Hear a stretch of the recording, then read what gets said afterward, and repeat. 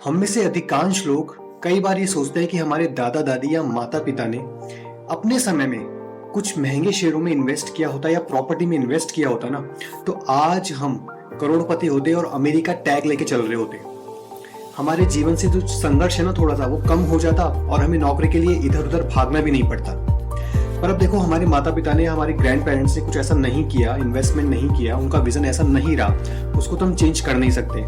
पर अगर मैं कहूँ कि आप बिना बैंक खाता खाली किए या बहुत ही कम कीमत पे महंगे शेयर्स को अपने पोर्टफोलियो में डाल सकते हैं, आज की डेट में उनमें इन्वेस्ट कर सकते हैं, तो कैसा रहेगा? है ना इंटरेस्टिंग? तो ये वीडियो इसी बारे में होने वाला है। पूरा वीडियो ध्यान से देखना, बहुत ही इंटरेस्टिंग वीडियो है। तो चलो अनकवर करते हैं कंप्लीट स्टोरी।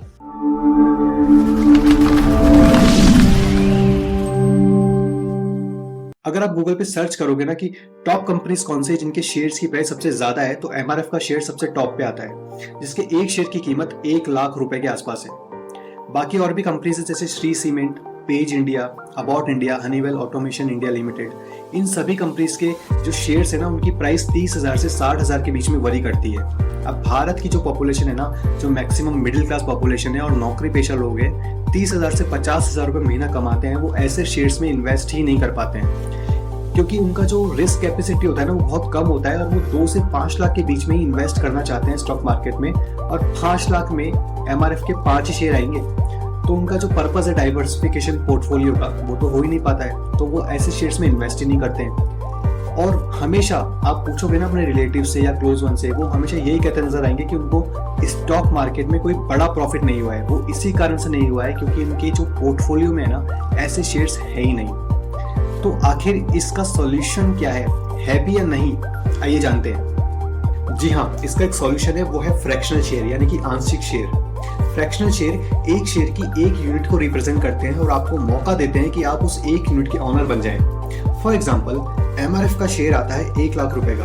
अब 1 लाख रुपए का एक शेयर मेरे लिए पॉसिबल नहीं है खरीदना, तो फ्रैक्शनल शेयर में क्या होगा कि एक शेयर को है ना 10 टुकड़ों में बांट देंगे, मतलब 10 यूनिट बना दी जाएगी उसकी, और 10 यूनिट में से 1 यूनिट आप खरीद सकते हैं इजीली 10,000 रुपए में, जो कि कई लोगों के लिए पॉसिबल है। तो वो एक शेयर है ना 10 लोगों के पोर्टफोलियो में ऐड हो जाएगा। है ना कितने कमाल की बात है। इन फ्रैक्शनल शेयर्स के ना कुछ बेनिफिट भी हैं। तो पहला बेनिफिट है डाइवर्सिफिकेशन। आप अपने पोर्टफोलियो में एवरेज कंपनी, जो लो प्राइस कंपनीज हैं और जो टॉप कंपनीज के शेयर्स हैं ना, उनको इंक्लूड कर सकते हो तीनों को, और एक अच्छा खासा पोर्टफोलियो क्रिएट कर सकते हो। दूसरा बेनिफिट है रिस्क मैनेजमेंट। अब देखो, मान लो मेरे पास 10 शेयर है पोर्टफोलियो में, 9 शेयर्स में मुझे लॉस हो रहा है, लेकिन एक शेयर ऐसा है, बहुत ही महंगा शेयर है, उसका वैल्यूएशन बहुत ज्यादा हो गया और उसमें प्रॉफिट हो गया मुझे, तो नेट करूंगा ना मैं तो भी मुझे प्रॉफिट हो जाएगा। तो रिस्क मैनेजमेंट आप इससे बहुत अच्छी तरह कवर कर सकते हो। तीसरा बेनिफिट है कैपिटल का। आपका जो कैपिटल है ना, उसका ऑप्टिमम यूटिलाइजेशन। अब देखो, 5 लाख रुपए मान लो मेरे पास मैंने सेविंग में लगाए, अब 5 लाख में इन फ्रैक्शनल शेयर की बदौलत मैं बड़ी कंपनीज के शेयर भी अपने पोर्टफोलियो में ऐड कर पा रहा हूँ। तो मेरी जो कैपिटल है ना, जो कम है, चाहे भले ही कम हो, बट उसका अच्छा यूटिलाइजेशन हो रहा है। और चौथा बड़ा बेनिफिट है भैया कि हर मिडिल क्लास इंसान तक आप सोचो शेयर पहुंच रहा है, वो एमआरएफ का शेयर। ये बहुत बड़ी बात है अपने आप में कि आपके इतने बड़े बड़े जो शेयर्स है कंपनीज के, वो एक ऐसे इंसान के पास पहुंच रहे हैं जो कि सोच भी नहीं सकता सपने में कि मैं कभी एमआरएफ का शेयर खरीद पाऊंगा। तो हर इंसान तक पहुंच हो रही है शेयर मार्केट की, तो ये बहुत बड़ी बात है। बात अगर हम करें भारत के जो कंपनी लॉ है, उसके अकॉर्डिंग आपको अगर किसी कंपनी में ऑनर बनना है ना, तो आपको एक शेयर तो परचेस करना ही पड़ेगा, मतलब एक complete share. You can not purchase a unit of share. आप फ्रैक्शनल शेयर खरीद भी नहीं सकते, ना बाजार में बेच सकते हो एज पर कंपनी लॉ। तो इसी कारण भारत में फिलहाल फ्रैक्शनल शेयर्स का जो कॉन्सेप्ट है ना, वो नहीं आया है पूरा। यूएस मार्केट में अगर देखें ना, तो वो ऑलरेडी फ्रैक्शनल शेयर का कॉन्सेप्ट अपना चुके हैं, और कई भारतीय निवेशक ऐसे हैं जिन्होंने एप्पल, मेटा, नेटफ्लिक्स, अल्फाबेट जैसी कंपनीज में फ्रैक्शनल शेयर्स ऑलरेडी परचेज किए हुए हैं। ऑल्सो इंडिया की अगर बात करें तो रियल एस्टेट सेक्टर है ना, वहाँ पे फ्रैक्शनल शेयर्स का जो कॉन्सेप्ट है ना, ऑलरेडी लागू है। आपने देखा ही होगा कि किसी भी प्रॉपर्टी के 1 यूनिट का ऑनर आपको बना दिया जाता है। तो ये फ्रैक्शनल शेयर का कॉन्सेप्ट कोई नया नहीं है, बस शेयर मार्केट में अभी इंडिया में एप्लीकेबल नहीं है। अब जैसा कि हम जान चुके हैं कि एक शेयर को खरीदने के लिए आपको कंपनी लॉ के अधिनियम के अकॉर्डिंग ही काम करना होगा, मतलब आप फ्रैक्शनल शेयर्स ना तो बेच सकते हैं ना खरीद सकते हैं। परंतु सेबी जो है ना, इस कंपनी अधिनियम में चेंजेस करने के लिए MCA यानी मिनिस्ट्री ऑफ कॉर्पोरेट अफेयर के साथ मिलकर काम कर रहा है और लास्ट ईयर ऑलरेडी वो MCA को से सुझाव दे चुका है कि वो भारत में फ्रैक्शनल शेयर का कॉन्सेप्ट जल्द से जल्द लाना चाहती है। इसमें बस इशू यही है कि इसमें एक तो कंपनी लॉ में चेंज होगा, प्लस सेबी में कुछ एक्ट होंगे, कुछ प्रोविजंस होंगे, उनमें चेंज करना पड़ेगा, तभी इसमें थोड़ा बहुत समय लग सकता है। परंतु सेबी ने और MCA ने साथ में मिलकर इस पे काम करना शुरू कर दिया है।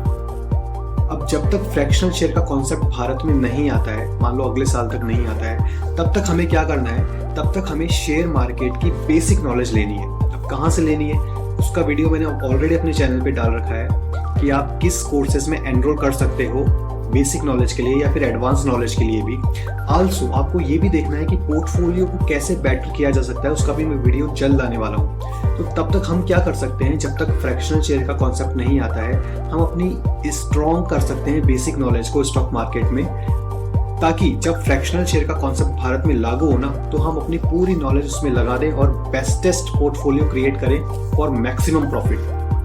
ऑल्सो फ्रैक्शनल शेयर से पूरा जो स्टॉक मार्केट है ना, वो पूरी तरह से बदलने वाला है। मतलब ये फ्यूचर है स्टॉक मार्केट का, क्योंकि आप देखो हर एक इंसान की पहुंच में होगा हर एक बड़ी कंपनी का शेयर। ये बहुत बड़ी बात है अपने आप में।